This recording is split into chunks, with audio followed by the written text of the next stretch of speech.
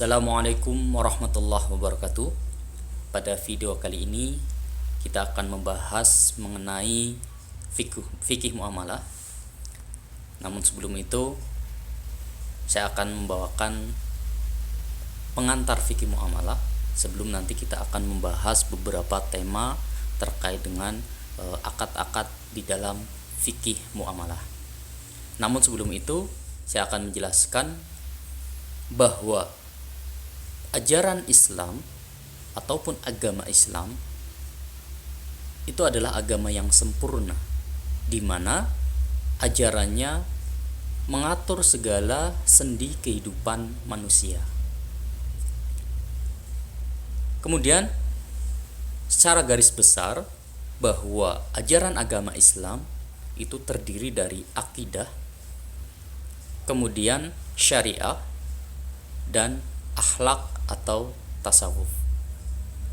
Ada beberapa dalil di dalam Al-Quran yang menunjukkan kesempurnaan daripada agama Islam.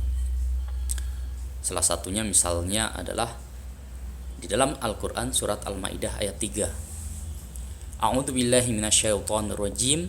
Bismillahirrahmanirrahim. Al-yauma akmaltu lakum dinakum wa atmamtu 'alaikum ni'mati wa raditu lakumul Islam madina.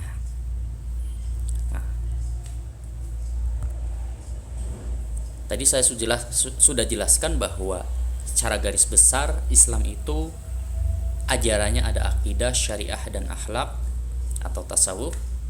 Akidah ini yang membahas tentang kepercayaan atau tauhid, mengesahkan Allah. Kemudian syariah ini secara garis besar dibagi menjadi dua, yaitu ibadah dan muamalah. Namun syariah yang di sini yaitu syariah dalam pengertian sempit. Karena syariah dalam pengertian yang lebih luas, syariah itu adalah agama Islam itu sendiri. Namun di sini maksud dari syariah di sini adalah syariah dalam pengertian fikihnya. Kemudian akhlak. Syariah dibagi menjadi ibadah dan muamalah. Atau kita bisa menyebutnya sebagai fikihnya, yaitu ada fikih ibadah, ada fikih muamalah. Fikih ibadah itu bisa kita katakan bahwa itu adalah hablu minallah, sedangkan muamalah itu adalah hablu minan nas. Contoh dari ibadah itu adalah misalnya sholat, puasa, zakat, haji, dan lain-lain. Adapun muamalah itu terbagi menjadi dua, yaitu bisa berupa interaksi maupun transaksi. Interaksi itu adalah hubungan sosial, kalau transaksi kaitannya adalah dengan akad. Nah, pada tema-tema yang kita akan bahas nanti itu akan terbatas pada transaksi, bukan di dalam interaksi. Nah, kemudian muamalah ini dibagi ke dalam beberapa macam pembagian.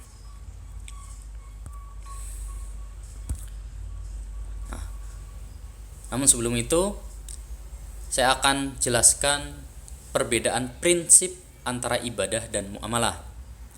Di mana ibadah ini yang dimaksud ini adalah ibadah mahdhah atau hablu minallahnya itu tadi, bahwa prinsip daripada ibadah itu adalah bersifat tetap atau thabitah. Sedangkan muamalah ini sifatnya itu elastis atau mutaghayyirah, bisa berubah-ubah. Kemudian ibadah ini tidak bisa berkembang.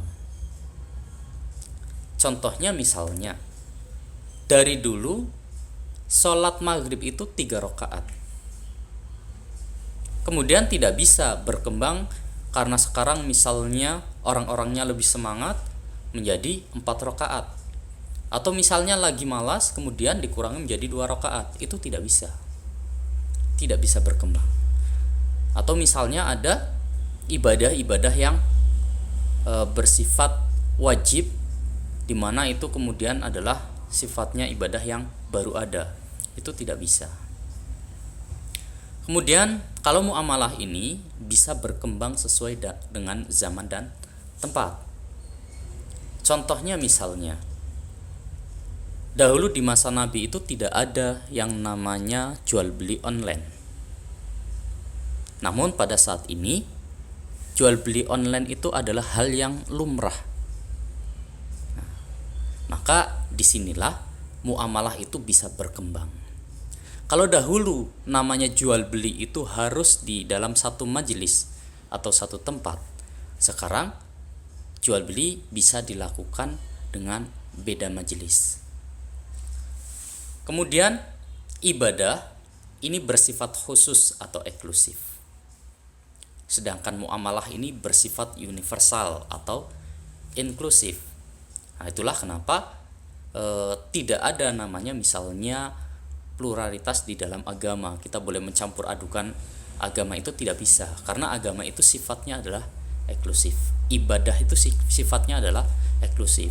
Misalnya kita bergaul dengan orang-orang non muslim, lantas kemudian karena kita sudah dekat, kemudian kita akan menggabungkan antara ibadah yang kita lakukan dengan ibadah yang mereka lakukan. Itu tidak boleh, karena ibadah itu sifatnya khusus. Sedangkan muamalah khususnya di sini adalah interaksinya itu bersifat universal. Makanya kita juga diperbolehkan untuk bekerja sama ataupun jual beli dengan non muslim, itu diperbolehkan. Kemudian nas-nasnya atau dalilnya itu lebih terperinci atau tafsili. Sedangkan muamalah itu biasanya nas-nasnya itu general, umum. Kemudian ibadah ini peluang ijtihadnya sempit, sedangkan muamalah peluang ijtihadnya itu luas. Nah, ini ada kaidah di dalam ibadah dan muamalah, di mana kaidah di dalam ibadah itu adalah al aslu fil ibadah at-tahrim hatta yadullu ad-dalil ala ibahatiha. Jadi pada dasarnya ibadah itu haram. Kita itu tidak boleh melakukan ibadah. Pada dasarnya seperti itu. Hatta yadullu ad-dalil ala ibahatiha, sampai adanya dalil yang memperbolehkan atau yang memerintahkannya. Misalnya kita itu tidak boleh sholat, pada dasarnya seperti itu. Tetapi karena ada dalil yang menyuruh kita sholat, yang memerintahkan kita sholat, maka sholat itu menjadi boleh atau bahkan wajib. Misalnya sholat wajib itu. Nah, jadi ibadah itu awalnya atau dasarnya itu adalah haram sampai adanya dalil yang memperbolehkannya. Nah, contohnya apa? Contohnya misalnya hal yang ada di lingkungan kita. Contohnya misalnya ada namanya Rebo Wekasan. Rebo Wekasan itu adalah rebo terakhir di bulan Safar, di mana ada ulama kasyaf yang meyakini bahwa Allah menurunkan bala atau musibah ke dunia ini di rebo terakhir bulan Safar. Nah, itu namanya adalah Rebo Wekasan. Kemudian sebagian daripada umat Islam ini berikhtiar, yaitu dengan melakukan sholat. Melakukan sholat, melakukan zikir yang tujuannya adalah liddaf'il bala atau menolak bala, menolak musibah. Namun yang terjadi misalnya seseorang itu kemudian sholat pada saat Rebo Wekasan itu diniati usolli, misalnya usolli liyaumil arbi'ah min akhiris safar misalnya, atau saya niat sholat Rebo Wekasan, Allahu Akbar, itu tidak diperbolehkan. Kenapa? Karena tidak ada dalilnya. kaidahnya adalah al aslu fil ibadah at-tahrim hatta yadullu ad-dalil ala ibahatiha. Lalu bagaimana dengan orang-orang yang melakukan? Apabila ada yang melakukan seperti itu, kita juga tidak boleh lantas menyalahkan sebelum kita misalnya tahu dia sholat apa. Kalau memang sholatnya adalah usolli sunatan liyaumil arbi'a min akhir safar, atau saya niat sholat Rebo Wakasan, maka itu tidak diperbolehkan. Tetapi apabila niatnya adalah sholat sunnah mutlak ataupun sholat sunnah hajat, kemudian dia berdoa, doanya adalah lidaf'il bala atau menolak musibah, maka itu diperbolehkan. Karena sholat sunnah sholat sunnah mutlak itu diperbolehkan kapanpun selain pada waktu-waktu yang terlarang. Maka boleh seandainya kita meyakini atau kita mengikuti pendapat ulama yang kasaf tadi yang mengatakan bahwa Allah menurunkan bala atau musibah di Rabu terakhir bulan Safar, maka kalau kita mau melakukan sholatnya adalah sholat mutlak. Jadi jangan sholat Rebo Wakasan. Nah, di sini saya jelaskan saya maksudkan adalah bahwa ketika kita memilih untuk tidak melakukan sholat, maka jangan sampai kita menyalahkan orang lain yang melakukan sholat sebelum kita tahu mereka melakukan sholat apa. Kalau dia melakukan sholatnya adalah sholat sunnah mutlak ataupun sholat sunnah hajat, maka diperbolehkan dan kita tidak boleh menyalahkan. Kalau kita melakukan sholat, jangan sampai keliru. Kemudian kita niatnya adalah sholat sunnah Rebo Wakasan. Kalau kita memilih untuk sholat, maka kita harus meniatkan sholatnya adalah sholat sunnah mutlak ataupun sholat sunnah hajat, seperti itu. Nah, ini yang dimaksud dengan al aslu fil ibadah at-tahrim hatta yadullu ad-dalil ala ibahatiha. Berbeda dengan muamalah. Kalau muamalah ini sebaliknya, al aslu fil muamalah al ibahah hatta yadullu ad-dalil ala tahrimiha, bahwa asal atau pokok daripada muamalah ini adalah boleh sampai dengan adanya dalil yang melarangnya. Jadi segala bentuk interaksi dan transaksi pada dasarnya adalah boleh. Kalau sudah ada dalil yang melarangnya, baru itu yang tidak diperbolehkan. Makanya muamalah ini sifatnya luas, sifatnya fleksibel. Kemudian banyak sekali di sini ijtihad ulama. Kemudian akan menimbulkan atau akan bisa menjadikan seseorang itu kreatif seperti itu di dalam muamalah ini. Nah, kemudian misalnya yang saya sebutkan di awal tadi adalah jual beli online misalnya. Kalau dahulu tidak ada jual beli online di masa Nabi, sekarang jual beli itu malah lumrah dengan dilakukan dengan cara online. Tetapi yang diambil adalah pokok-pokoknya. Jadi yang diambil daripada jual beli online itu adalah dasar-dasarnya, seperti itu. Yang mana di dalam jual beli itu yang terpenting adalah antaradin, saling ridho. Kemudian barang yang diperjualbelikan itu barang milik pribadi, kemudian bukan barang yang haram, kemudian sifatnya jelas, tidak mengandung kebohongan, maka itu kemudian diperbolehkan, seperti itu. Ya. Ini menurut Ibnu Abidin, fikih muamalah terbagi menjadi 5 bagian. Tadi di awal saya sudah menyebutkan bahwa sebagian ulama membagi muamalah itu ke dalam beberapa bagian.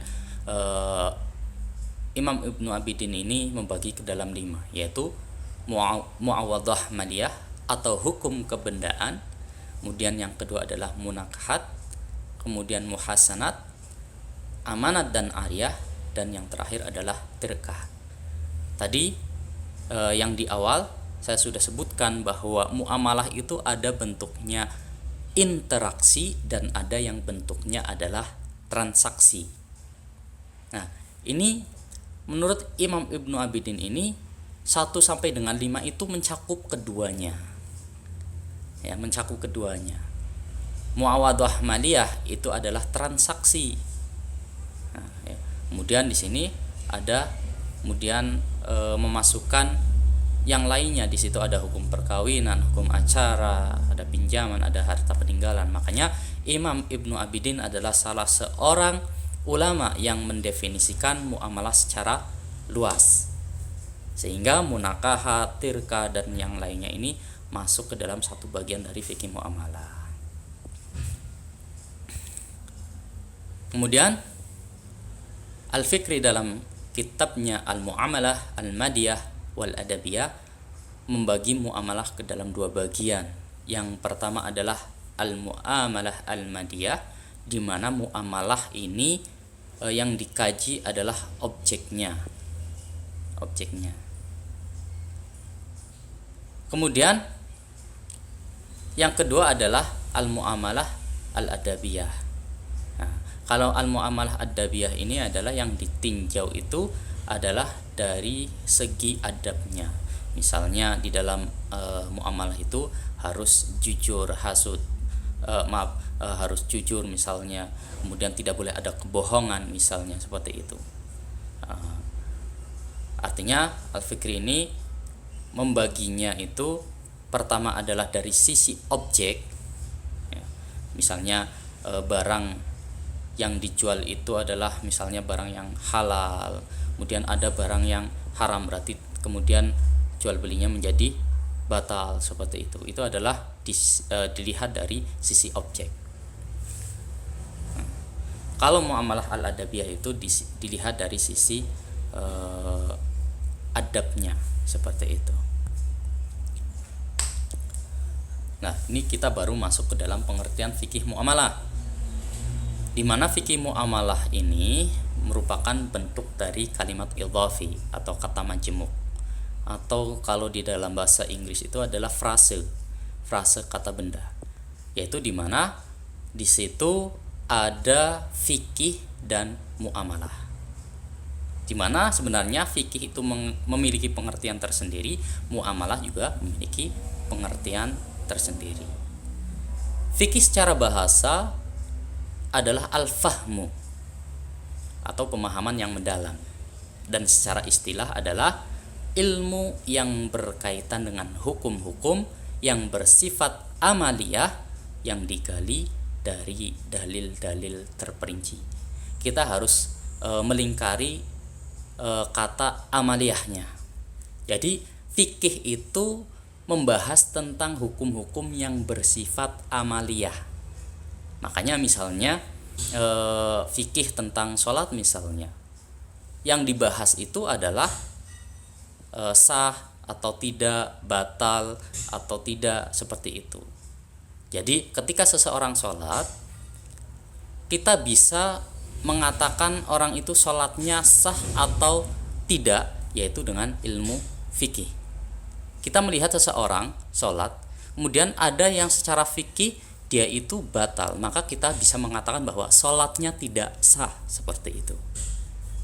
Tetapi apabila kita mengatakan bahwa dia sholatnya tidak diterima, nah, itu tidak bisa, karena diterima atau tidak itu bukan bagian daripada fikih, dan diterima atau tidak itu adalah haknya Allah, seperti itu. Jadi fikih itu untuk membahas tentang hukum-hukum yang bersifat amaliyahnya. Sedangkan muamalah secara bahasa itu adalah mufa'alah fil amal, yaitu saling melakukan pekerjaan atau ta'amul ma'al ghair. Nah, pengertian muamalah menurut istilah ini dibagi menjadi 2. Yang pertama adalah pengertian secara sempit, dan yang kedua adalah pengertian secara luas. Mudahnya begini, kalau pengertian secara luas, fikih muamalah itu mencakup pada interaksi dan transaksi. Sedangkan pengertian fikih pengertian muamalah secara sempit itu hanya terbatas pada hal-hal yang transaksional atau akad. Seperti itu.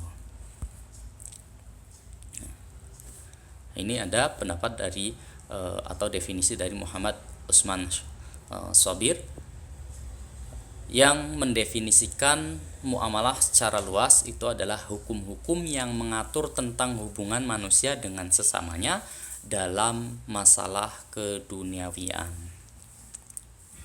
Nah, dalam hal ini maka akan mencakup seluruh aspek, baik meliputi bisnis, keluarga, politik, perdata ataupun pidana. Padahal nanti kalau dipisah-pisah sebenarnya ini ada fikihnya sendiri-sendiri. Misalnya di sini ada hal politik misalnya. Di situ ada namanya fikih siasa. Atau misalnya di situ ada hukum pidana. Di situ ada fikih jinayah.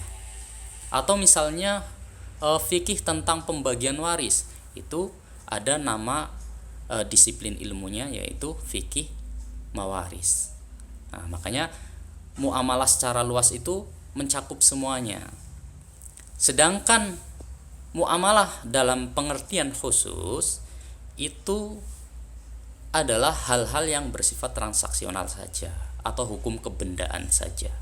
Makanya di sini definisinya adalah hukum-hukum yang mengatur hubungan sesama manusia dalam masalah maliyah dan hukuk atau hak-hak kebendaan. Pengertian fikih muamalah dalam arti khusus ini hanya membahas hubungan manusia dengan sesama manusia dalam hal-hal kebendaan. Kemudian hal-hal yang menjadi prinsip muamalah, yang pertama adalah mubah. Jadi prinsip dasar dari setiap bentuk muamalah itu adalah mubah. Tadi di dalam kaidahnya adalah al-aslu fil muamalah al-ibahah. Jadi muamalah itu pada dasarnya boleh seperti itu. Pokoknya kalau tidak ada dalil yang melarang maka diperbolehkan. Kemudian di dalam muamalah, contohnya misalnya di dalam hal-hal yang transaksional, maka harus halal. Bendanya harus suci zatnya, halalan seperti itu. Bahkan bukan hanya halal, kalau kita tengok atau kita lihat di dalam Al-Quran itu biasanya Allah memerintahkan kita misalnya makan atau apa itu bukan hanya sekedar halal tetapi thayyiban.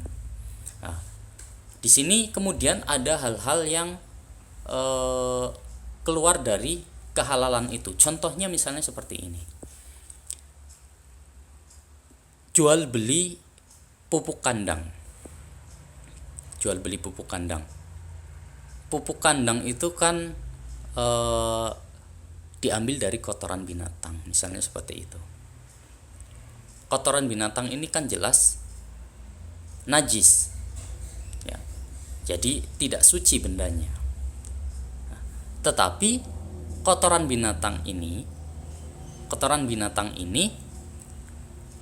dibutuhkan oleh orang lain. Contohnya yaitu untuk pupuk tanaman agar lebih subur. Sedangkan secara transaksi di dalam fikih muamalah, namanya transaksi itu bendanya harus suci. Artinya kalau kita jual beli pupuk kandang maka tidak sah. Lalu apakah akan berhenti sampai situ saja? Artinya agama tidak memberikan solusi? Tentu tidak. Di sini makanya ada namanya adalah mengganti akadnya. Akadnya jangan jual beli. Kalau jual beli maka tidak sah. Maka akadnya diganti dengan akad jasa. Kalau misalnya satu kantong dari pupuk kandang itu misalnya jual beli dihargai satu kantongnya adalah 20.000. Kalau transaksinya jual beli tadi sudah saya katakan bahwa itu adalah batal transaksinya, tidak boleh karena bendanya najis. Maka digantilah dengan transaksi jasa, di mana transaksinya itu adalah bahwa uang yang diberikan itu adalah uang jasa. jasa mengumpulkan dalam satu kantung itu diberi jasa yaitu 20.000. Memang sama, yang dikeluarkan sama 20.000. Tetapi akad yang pertama adalah jual beli, akad yang kedua itu adalah akad jasa, memberi upah. Kalau yang jual beli itu kemudian tidak diperbolehkan karena barangnya najis, tetapi kalau yang kedua itu boleh. Karena yang dihargai itu adalah jasa mengumpulkannya, bukan menghargai barangnya. Seperti itu. Kemudian misalnya ada yang skeptis, orang-orang yang skeptis. Toh sama saja yang dikeluarkan 20.000.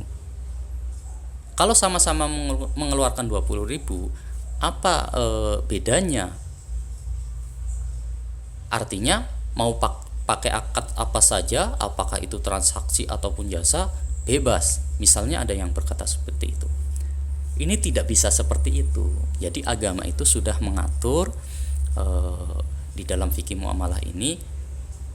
Jadi kita bisa analogikan seperti ini.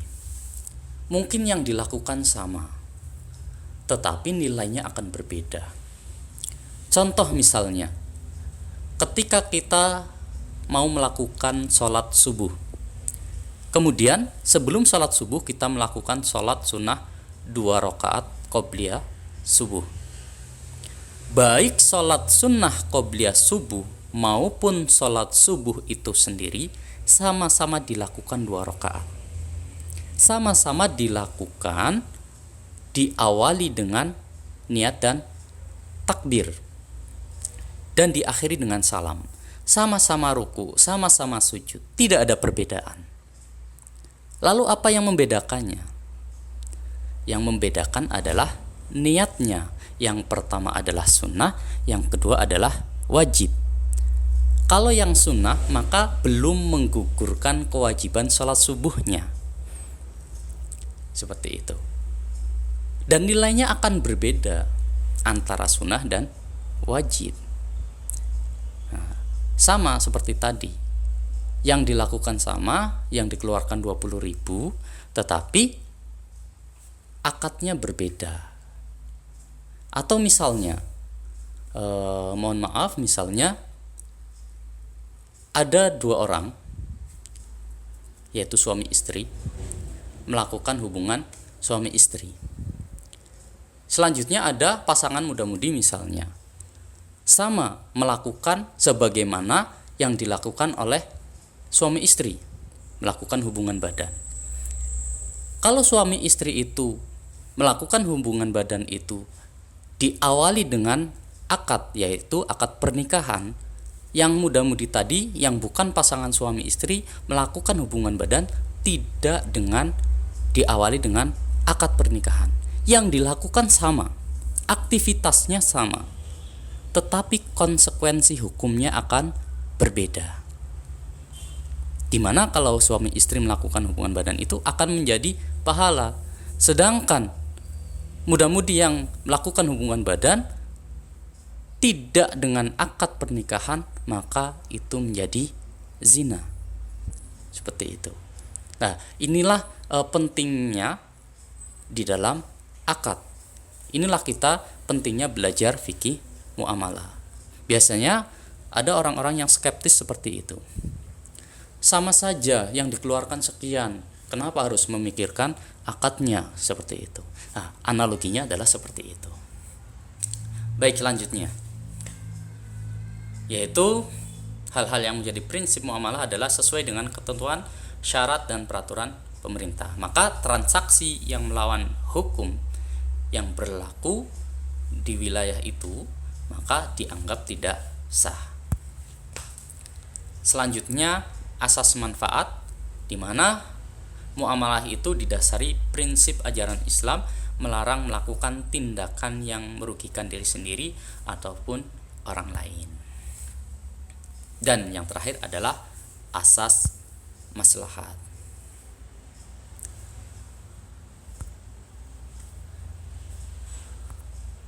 Ya.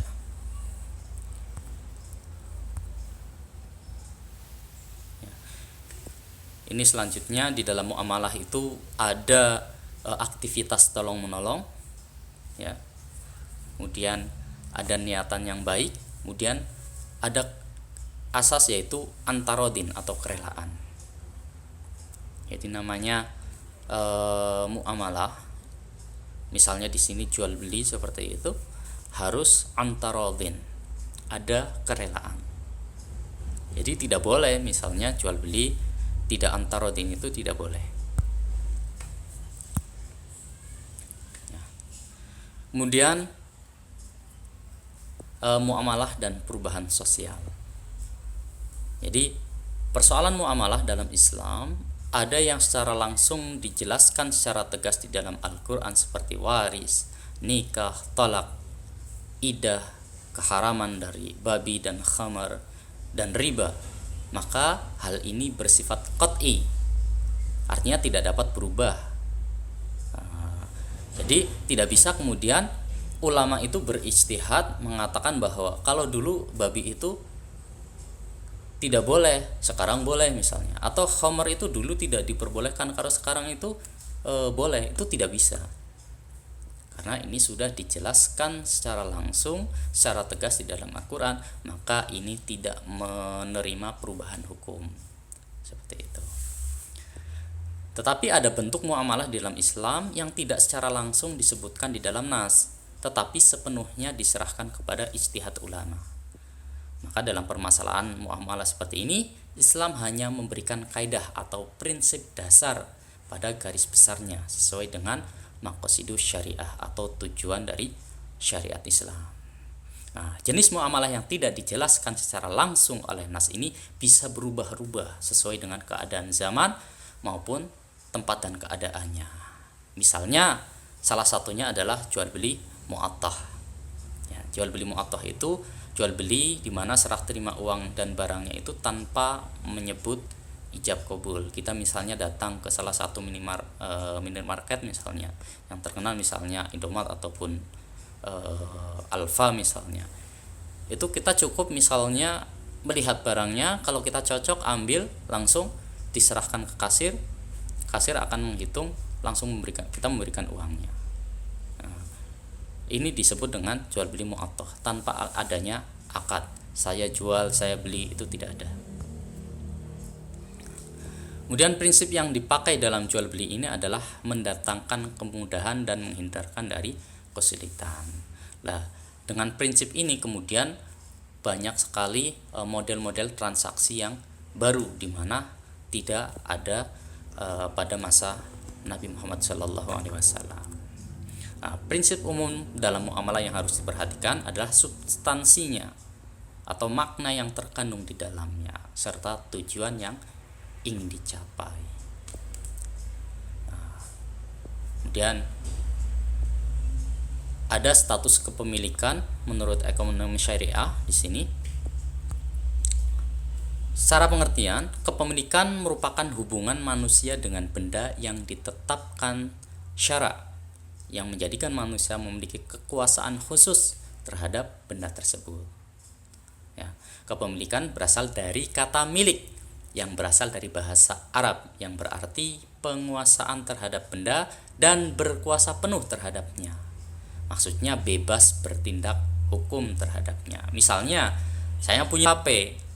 HP ini milik saya, 100% milik saya. Saya beli dari uang saya. Maka saya memiliki kekuasaan penuh terhadap HP saya. Apakah mau saya simpan, atau saya berikan kepada orang lain, atau saya jual. Ini yang dimaksud dengan penguasaan terhadap benda secara penuh. Kemudian sebab-sebab kepemilikan suatu benda, yang pertama adalah penguasaan terhadap benda-benda bebas. Atau disebut dengan mal mubah, adalah benda yang tidak termasuk milik yang dihormati dan tidak ada penghalang secara syariat untuk memilikinya. Contohnya air di laut, rumput di lapangan, atau ikan di sungai. Misalnya kita punya kambing, kemudian kita ngarit seperti itu di lapangan, itu diperbolehkan karena rumput di lapangan itu adalah mal mubah. Tetapi kalau sudah kita ambil rumput itu dan sudah kita masukkan ke dalam kantong milik kita, maka rumput itu menjadi hak kita. Tidak boleh kemudian ada orang lain tiba-tiba datang kemudian mengatakan bahwa saya boleh mengambil rumput itu karena rumput itu adalah mal mubah. Itu tidak boleh. Ketika kita sudah ambil dan kita masukkan ke dalam wadah kita, maka itu menjadi milik kita. Nah, itulah yang disebut dengan penguasaan terhadap benda-benda bebas. Atau misalnya kita melihat ikan di sungai, misalnya mancing. Sekarang musim rob misalnya di daerah pesisir misalnya, Ranusanga ataupun Kemaron, Prapat gitu kan lagi musim rob. Kemudian banyak yang mancing. Misalnya airnya itu pas lagi bening misalnya. Kemudian salah seorang mengatakan atau melihat ada ikan besar. Ikan besar lewat seperti itu. Pas lagi mancing bareng-bareng ada ikan besar lewat. Belum ketangkep. Kemudian dia mengatakan bahwa kalau dalam bahasa Brebes itu cup seperti itu. Cup itu milik saya atau ndedeki seperti itu. Itu tidak bisa. Selama belum diambil, maka dia belum memiliki kekuasaan penuh terhadap benda itu. Jadi ikan yang lewat itu kemudian boleh saja setiap orang itu menangkapnya, dan yang menangkap itulah kemudian yang akan memiliki itu.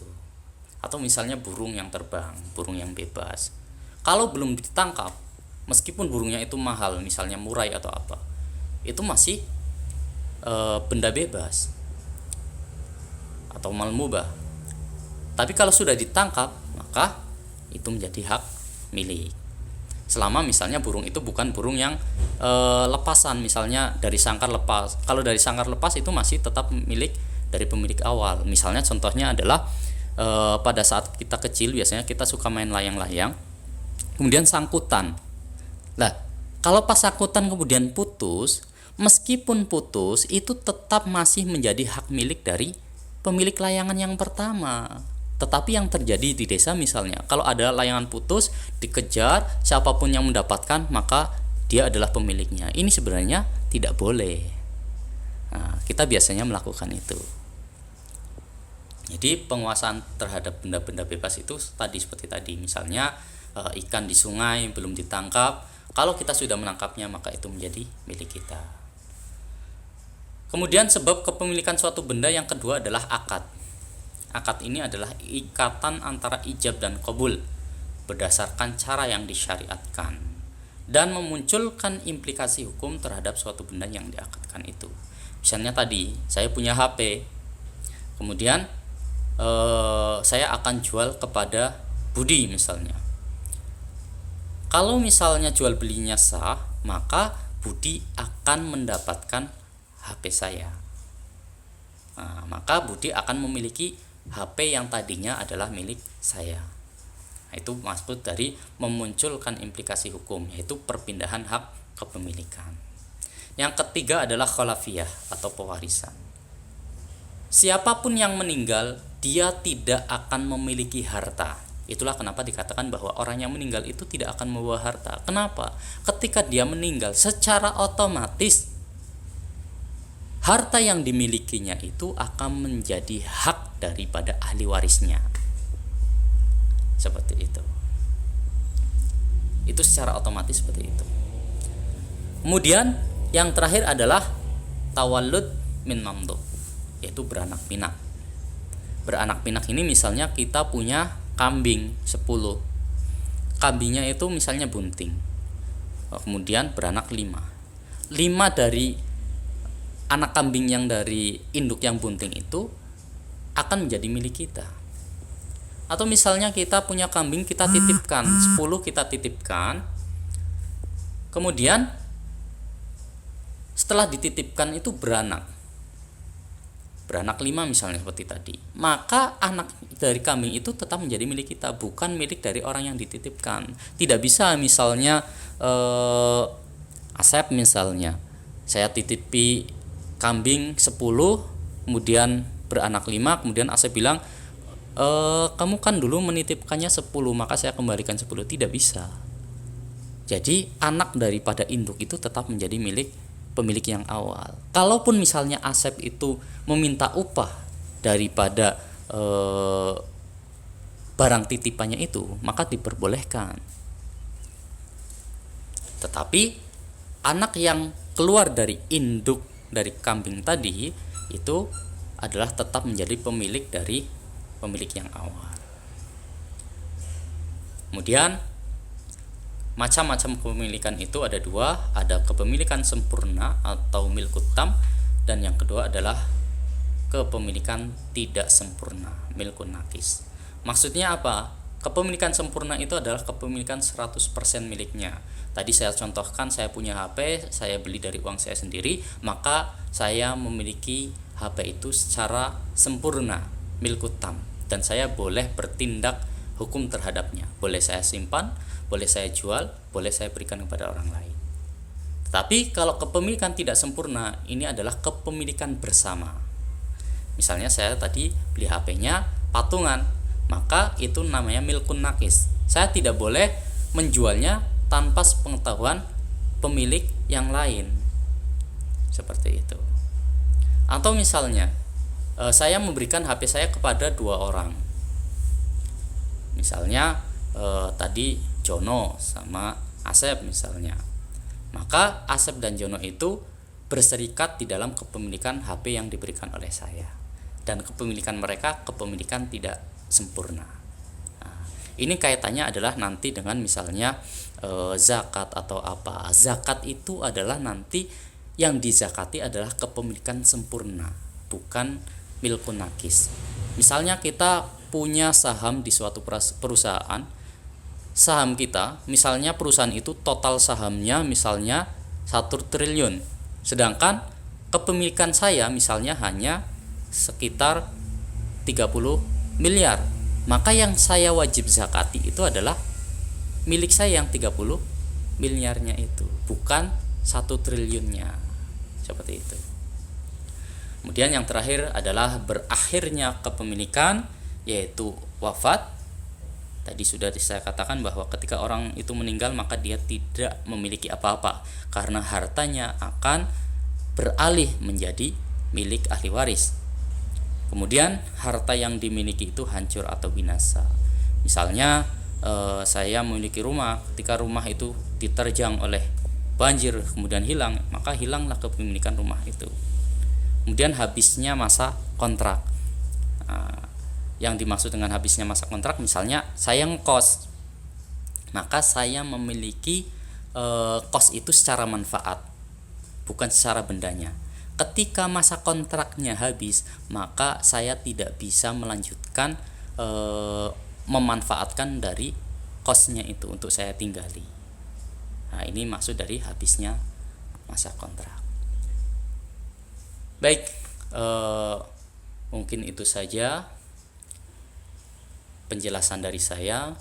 Nanti kalau ada pertanyaan silahkan ditanyakan, ya. Bisa ditanyakan baik via WA ataupun komentar-komentar di bawah. Baik, terima kasih. Mohon maaf apabila ada kesalahan. Kita akan membahas di materi-materi yang selanjutnya.